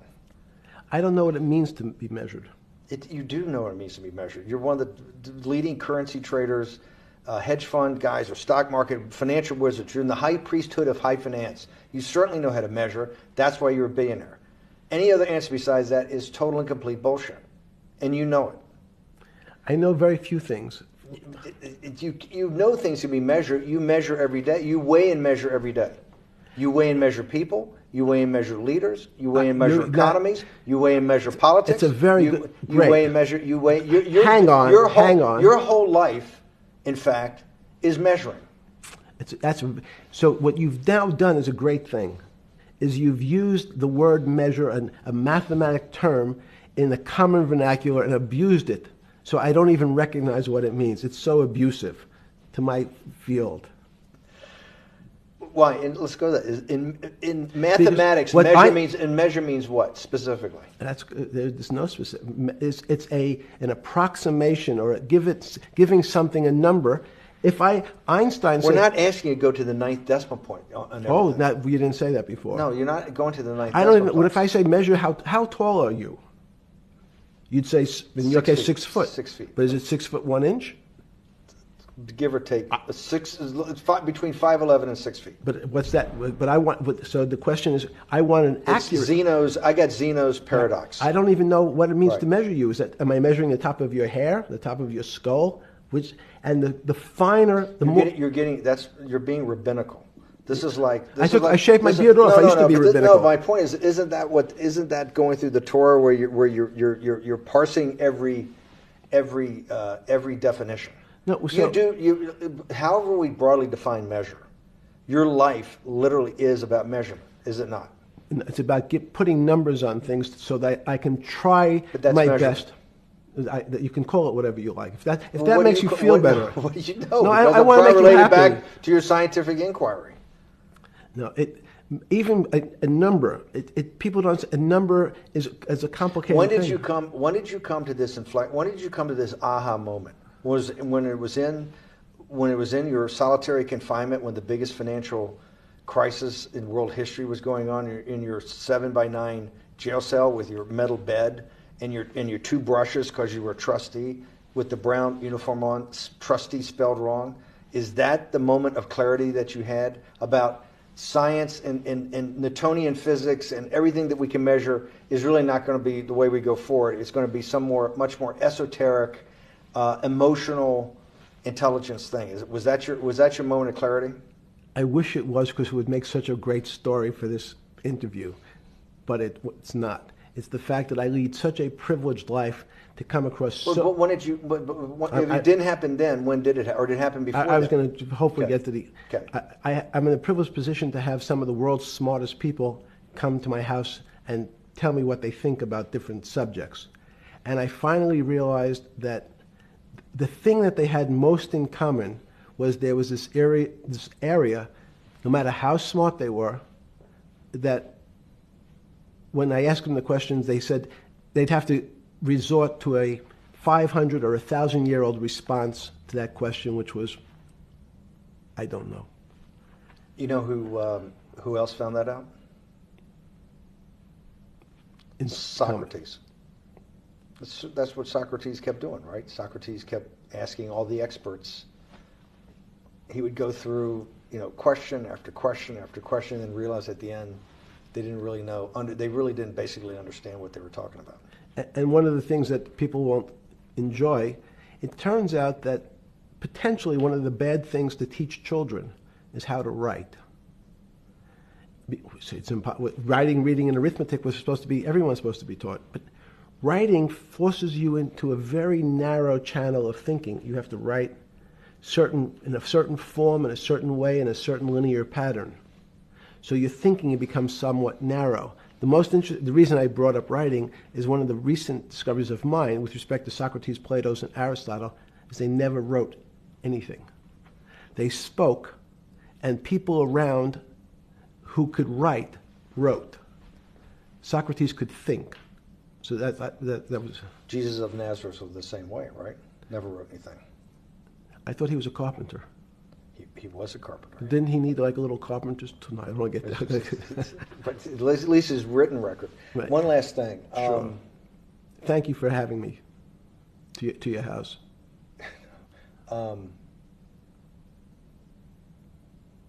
Vegetable juice. Let's go back. Look what vegetable juice does. When did that? The beginning of that. Was there any one aha moment in all these great thinkers? Did it happen before 2008? Was it after? That came up over, I know, many years. But when did you actually realize, hey, something new's got to be developed? Yeah, that's great. Is that because again, I'm privileged enough to have people around me who've given lots of philanthropic gifts to institutions of higher learning, and when I said the impact, how do you judge the impact of your giving? And we sat down and said, no really new ideas have come out. And I realized that, of course, it hasn't come out because we've been looking at using science and mathematics, and it's the wrong tool. It's obvious. Institutions that are set up and try to put forward knowledge and understanding and truth, should they take your money? Derek Bach at Harvard said, taking money for good causes is a good thing. So if Hitler took all the gold out of the teeth of the Jews and said, I want to give this to Heidelberg University to fund the Leibniz chairs so that I can study high energy physics, Derek Bach would say that was fine? Again, these questions are questions where good people on both sides, like your Charlottesville, could differ. I don't know the answer to these questions. So tell us the two. Give us the two answers. The one answer why it shouldn't be, and then the one answer. Derek Bach says, I'll essentially take cash from anybody because I got so many projects, so many good guys, and this is the way I'll do it. So I'm indifferent to where the cash comes from. Money's money. And if I got good guys, I'm the fiduciary that says these are good people and this is good research, okay? I'll take the cash from any source, including you. What's the other argument? Let me give you that. I know in my case, Is your money dirty money? if you live, I just asked a question. Is your money dirty money? no, it's not. So in fact, Why is it not dirty money? because I earned it, a heart. But you earned it. I earned it legally. We went back to this before. You earned Yes. it. You earned it, advising the worst people in the world, right? That do enormous bad things, and just to make more money. So instead of asking me the question, should you take the money? Because I think it's a legitimate question. Do you think it's a legitimate question? Yes, no Why? question. Because I think about, ethics is always a complicated subject, but I can tell you that with the money I gave to help try to eradicate polio in Pakistan and India, instead of asking me whether that money should be given to these children for vaccines, I think you might want to ask their mothers who received the vaccine, who know their child now won't get polio, and ask them if Epstein should have helped these people. You're a mathematician. If we walked into that clinic where they're giving that money out to these people that are in the most dire straits of poverty and sickness, and told them that the money was coming from class 3 sexual predator? Tier 1. Tier 1's the highest and worst? No, I'm the lowest. You're yes. the lowest. Okay, tier 1, you're the lowest. But a criminal. Yes. That the money came from them. What percentage of people do you estimate? I understand you don't like probabilities. Do you estimate would say, I don't care, I want the money for my children? I would say everyone said, I want the money for my children. Did they know where the money came from?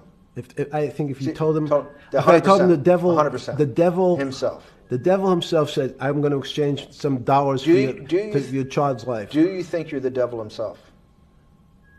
No, but I do have a good mirror. It's a serious question. Sorry. Do you think you're the devil himself? I don't know. Why would you say that? Because you have all the attributes. You're incredibly smart. You remember, the devil is somebody who knows. Smart? The devil's brilliant. You read Milton's Paradise Lost. No, the devil scares me. Satan is at the number 1 or 2 archangel, and the reason he goes to hell and leads the rebellion is because he can't be the top guy. And his thing is, I'd rather reign in hell than serve in heaven. I saw that in a movie once called American Dharma. I don't remember who said it. Okay, we have to go. Okay, good. Okay, that was good.